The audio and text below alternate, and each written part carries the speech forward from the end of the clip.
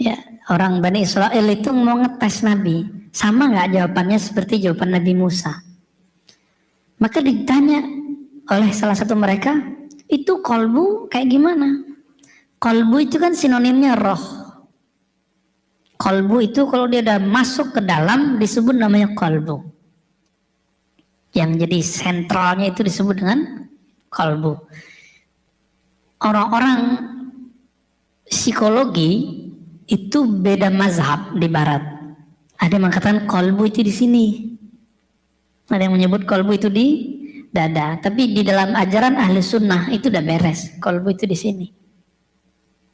Berhubungan dengan jantung, tapi bukan di jantung. Maka dijawab oleh Nabi dengan ayat yas'alunaka 'anir ruh qulir ruh min amri rabbi. Mereka bertanya kepadamu mengenai hakikat roh, hakikat kolbu, hakikat akal. Kulir ruh min amri rabbi. Katakan roh itu, kolbu itu min amri rabbi. Itu urusan Rabbku. Wa ma utitum minal ilmi illa qalila. Ilmu yang diberikan cuma dikit.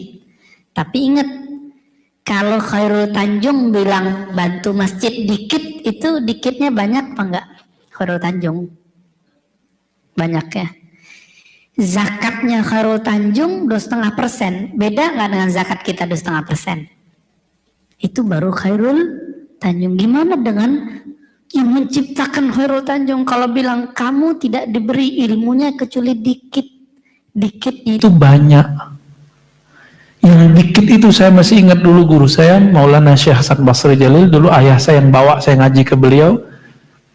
Sedikitnya orang kaya itu banyak bagi orang miskin. Sedikitnya menurut Allah itu besar menurut ulama. Nah, maka ilmu itu ditulis oleh Imam Ghazali jadi 4 jilid. Ditulis oleh Imam Narabi jadi 9 jilid. Ditulis oleh Imam Abdul Karim Al-Jili jadi 2 jilid. Ditulis oleh Imam Al-Haddad itu berbuku, banyak bukunya.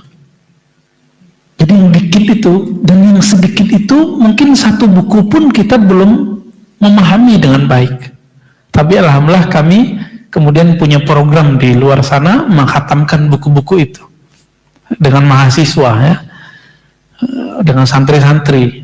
Kalau Bapak Ibu nih santrinya santri kalong aja ya, lumayan lah. Maka nanti coba buat kajian itu ala santri. Kajian itu ada kitabnya. Sehingga ngaji itu ada buku yang dipinjamkan ke jamaah nanti dibalikin, atau buku pribadi pulang bawa lagi dibuka lagi, walaupun terjemahan nggak apa-apa kok. Nah, saya menggalakkan itu sudah 5 tahun ini, baru 5 tahun Mbak, dan itu efeknya luar biasa. Jamaah yang biasanya nguping sekarang senangnya baca buku sambil nguping gitu, udah kayak santri beneran. Walaupun ngalong sekali 2 kali seminggu, Sabtu dan Ahad, lumayan ya Pak Haddad ya. Gitu Pak. Jadi di mana dia? Dia berhubungan dengan jantung, berhubungan dengan paru-paru, berhubungan semua, tapi dia bukan di situ, cuma berhubungan. Makanya waktu Mas jatuh cinta, itu yang berdebar itu paru-parunya atau jantungnya? Ya, tapi kalau paru-paru ngapain? Dia ngos-ngosan, ya, kakinya gemeteran, ya, keringatnya langsung bercucuran. Kalau lagi emosional, lagi takut, sama begitu juga. Lain, debarnya nggak enak, debar jatuh cintanya enak. Pertanyaan kedua, kalau orang lagi bahagia, ada yang nangis nggak? Padahal nangis identik dengan sedih. Kalau di seberapa masjid nangis karena kakinya kejepit, ya, kakinya kejepit sama kawan sampingnya. Itu berarti sedih itu bukan mata yang menangis, tapi suasana kolbu. Kolbu itu dia banyak kaitannya dengan tubuh ini, tapi dia tidak tinggal di tubuh ini. Dia cuma kayak ngenderain Pak.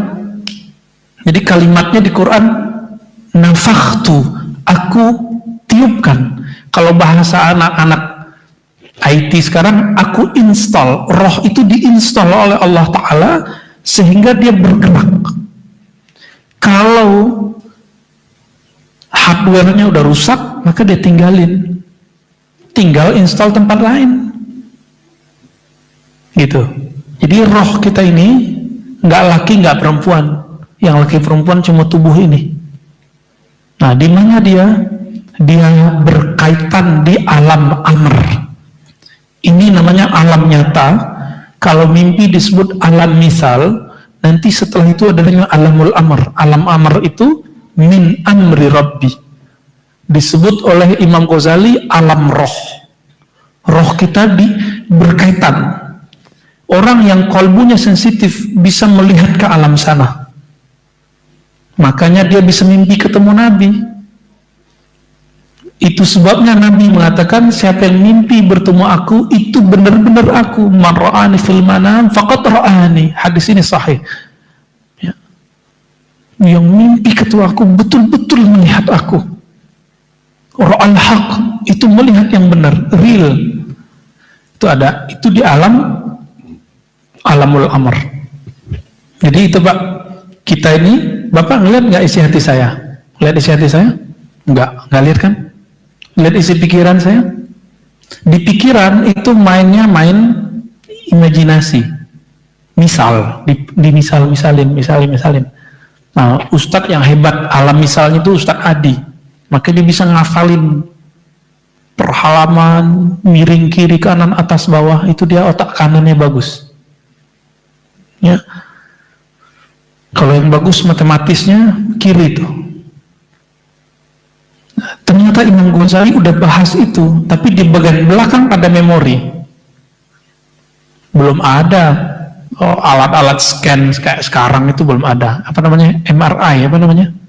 Ya, belum ada. Imam Ghazali udah mengerti itu.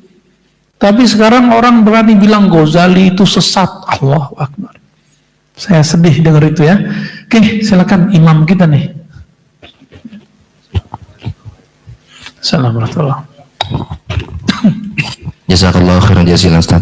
Tadi udah dipaparkan beberapa tentang qalbi. Di antaranya tadi fi qulubihim marad.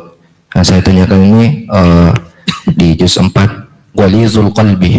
Ma makna fi hadza Ustaz? Jazakallah khair. Ya. Coba bacain yang lengkap Ustaz. Bacain yang lengkap ayatnya. Fanqalabu bi ni'matin min Allah wa fadlin lam yamsasuhum su'un wattaba'u ridwanallah. Ya. Ghalizal qalbi lam faddu min hawlik fa'fu anhum wastaghfir lahum wa shawirhum fil amr fa idza azamta fatawakkal 'ala Allah innallaha yuhibbul muttaqin. Bukan waliz ya, tapi ghaliz ya. Kalau waliz enggak ketemu artinya. Kalimat ghaliz dari kata ghalaza artinya qaswah, keras. Bedanya qaswah itu di kolbu, kalau ghaliz itu muncul di mulut. Jadi kolbu yang keras lalu diekspresikan dengan kata-kata yang kasar disebut dengan ghaliz. Maka Nabi ditegur di situ, walau kunta, ya, seandainya engkau itu fazzan ghalizal qalbi, engkau itu keras sekali, maka mereka akan berpaling darimu. Itu sebabnya kajian-kajian yang keras itu umurnya pendek, rame awal-awal, nanti sepi gitu. Sepinya bisa karena orangnya berkurang, bisa karena tempatan gak nyaman.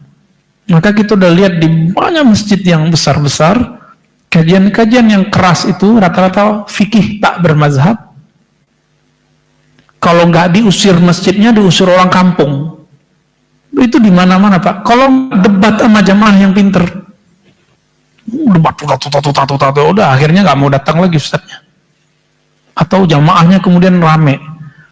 Jadi Nabi itu kalau dulu ngaji dikit-dikit sunnah, dikit-dikit bid'ah, ini nggak boleh, ini halal, ini haram, pasti Nabi gagal. Contoh, satu kali orang Arab Badui, mohon maaf, pipis di masjid. Ini mirip-mirip kayak sopir-sopir angkot lama, Sopir angkot lama kan begitu. Kalau sekarang kan udah beda ya. Kalau ngeliat tembok tuh dia pengen mau pipis dia, Pak. Bener nggak? Akhirnya orang Arab Badui ini ketika keluar, dia lihat ada tembok nih, udah. Dia lepaskan hajatnya di situ. Sahabat udah bawa pentungan tuh, mau mukul dia. Apa kata Nabi? Da'uhu, biarkan dia. Wa ahriku bilma. Tapi kamu bawa air 1 ember, jangan bawa alat pukul, siram kembali. Malah diajarin cara ngepel kalau sekarang ya. Kalau dulu kan nggak perlu ngepel, cukup disiram udah hilang. Kalau secara fikih ada orang, mohon maaf tadi, pipis di masjid, secara fikih haram atau halal? Mubah atau makruh atau haram? Haram. Waktu itu rame, ada si guguk masuk masjid nih, masih ingat? Rame kita. Itu tanggapannya 2 orang. Ada yang ikut Nabi, ada yang ikut sahabat yang emosional tadi. Tergantung Bapak yang mana. Kalau Nabi, apa kata Nabi? Udah biarin. Kita bersihin. Nabi mau bersihin. Bahkan Nabi itu ngelihat orang Arab Badui ini kan kalau ngeliat tembok, kalau nggak pipis, kalau nggak ngeludah tembok. Nabi itu nggak ngajak orang, langsung ambil kain basah, Nabi bersihin temboknya masjid. Hadis Sahih Bukhari dan Muslim. Lalu Nabi tegur baik-baik, hei, kalian kalau sholat jangan mudah ke depan, karena Allah saat sholat ada di hadapanmu. Bergetar satu masjid itu nggak ada lagi yang berani mudah di masjid. Nabi gak keras tuh, siapa pelaku ini? Ini kafir, ini penghinaan, penistaan agama. Gak ada Pak begitu. Gak ada emosional begitu tuh, gak ada di Nabi. Nabi emosional pada tempatnya. Di bab dakwah tidak ada emosional. Di bab taklim baru ada emosional. Saya kalau taklim Pak, galak Pak. Tanya sama anak Darussunnah, Ma'had Darussunnah tuh. Mahasiswa saya suruh berdiri, saya usir keluar, ada. Ente takhruj, udah kita suruh keluar. Ada yang nggak sholat jamaah subuh masjid, saya suruh berdiri, itu taklim. Tapi kalau dakwah nggak boleh. Kalau dakwah harus bil hikmah wal mau'izah hasanah. 2 itu. Itu pakai kolbu, nggak bisa pakai fikih. Nabi kalau keras pakai bawa sunnah bid'ah, sepi masjid. Nggak akan berkembang Islam seperti sekarang ini di kampung kita, di tempat tinggal kita. Jadi silakan Bapak temukan itu. Itu Ustaz. Ya, tafadhol dilanjutkan Ustaz.